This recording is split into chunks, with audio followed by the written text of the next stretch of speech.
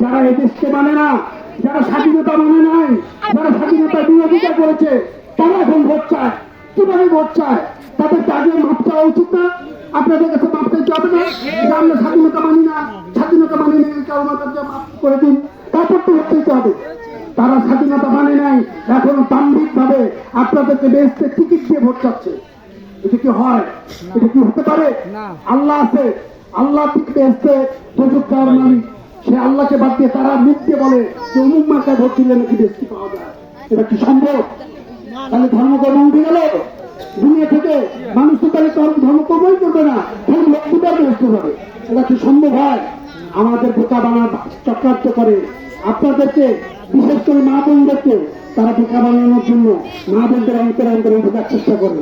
আপনারা ভুলবেন না, এই স্বাধীনতা বিরোধী চক্রকে আপনারা চিহ্নিত করে রাখবেন। আপনাদের বলবেন তাদেরকে যে এইভাবে কোনো যদি জান্নাত পাওয়া যায় তাহলে তো আমরা কোনো কাজই করবো না। আমরা তো সকলেই জান্নাতি হতে চাই। আমাদের ভালো কর্মের মধ্যে আমাদের কর্ম যদি ভালো হয়, আমরা যদি ভালো কাজ করি, তাহলেই তো সম্ভব। ইসলাম মেনেই চলতে হবে, ইসলামের বাইরে গিয়ে কি সম্ভব?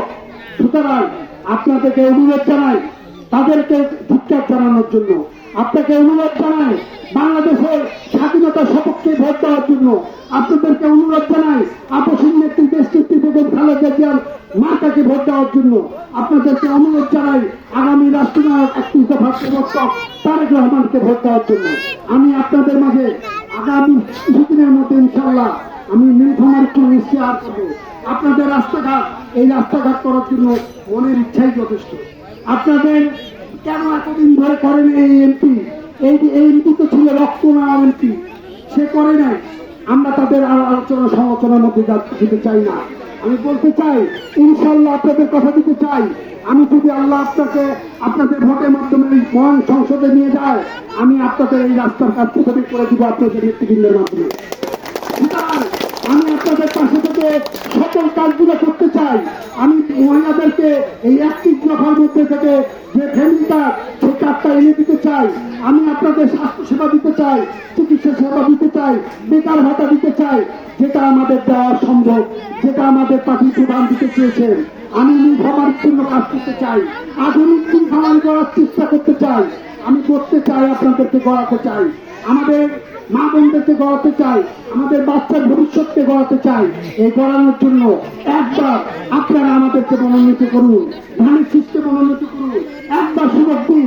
আমরা আপনাদের কাছে যদি একবার সুযোগের মাধ্যমে আপনারা মনে করেন যে আমরা কথা কাজে মিল আছি, তখন আপনাদের কাছে আমরা বারবার আসতে পারবো। যদি আমাদের কথা কাজে মিল না থাকে, আপনারা আমাদেরকে ঢুকতেই দেবেন না আপনাদের এরিয়ায়, ঢুকতেই দেবেন না আপনাদের ইউনিয়নে। আমি আপনাদের কাছে কাজ করতে চাই। সুতরাং আপনাদের কাজ করার জন্য আমি আহ্বান জানাই, আপনারা একবার ধানের শীষকে ভোট দিয়ে জয়যুক্ত করবেন। হাত তুলে দেখান তো বাংলা, সবাই হাত তুলে দেখান। আপনারা কি আমাদেরকে ভোট দিবেন? আমরা চাই আপনাদের পাশে থাকতে, কাজ করতে। মন থেকে বলছি, অন্তর থেকে বলছি, জবান দিয়ে বলছি, যা বলছি তাই করবো ইনশাল্লাহ। একবার জয়যুক্ত করুন। আমরা আপনাদের পাশে ছেড়ে পালাবো না, আমরা পালালুর পল না, আমরা পালাই গিয়ে আমাদের কোনো জায়গা নাই। আমার নীলফামারীতে বাড়ি, আমার বাড়ি আমেরিকায় লন্ডনে নাই। আমি নীলফামারীর সন্তান, নীলফামারীতেই থাকবো। সুতরাং আপনাদের মিথ্যা কথা দিয়ে নীলফামারী ছেড়ে পালানোর সুযোগ আমার নাই। আপনাদের কাছে দোয়া চাই, আমি আপনাদের জন্য দোয়া করবো। সামনের দিকে একত্রিত হয়ে কাজ করবো। এক এক পক্ষে সম্ভব নয় ধানের শীষকে জিতানো। আমরা ধানের শীষ নিয়ে কখনো জিততে পারিনি, এখানে আসতে পারিনি। আপনাদের কাছে সাহায্য চাই, সহযোগিতা চাই। আপনার পরিবার থেকে, আপনার স্বামীকে, আপনার ভাইকে, আপনার বোনকে, আপনার আত্মীয় স্বজনকে ধানের শীষে পতাকা তোলে একবার ভোট দেওয়ার সুযোগ করে দিন। আপনারা মুক্ত বলবেন, আপনারাই চাবেন। একবার আপনারা রুবেল হয়ে যান, একবার চান। আমরা কথা দিচ্ছি, আমরা বারবার আপনাদের কাছে থেকে কাজ করবো ইনশাল্লাহ। এই অঙ্গীকার আজকে বক্তব্য শেষ করছি। জিন্দাবাদ, তারেক রহমান জিন্দাবাদ, ইঞ্জিনিয়ার সাইন্স চৌধুরী ভাই জিন্দাবাদ, নীলফামারী জেলা বিএনপি জিন্দাবাদ।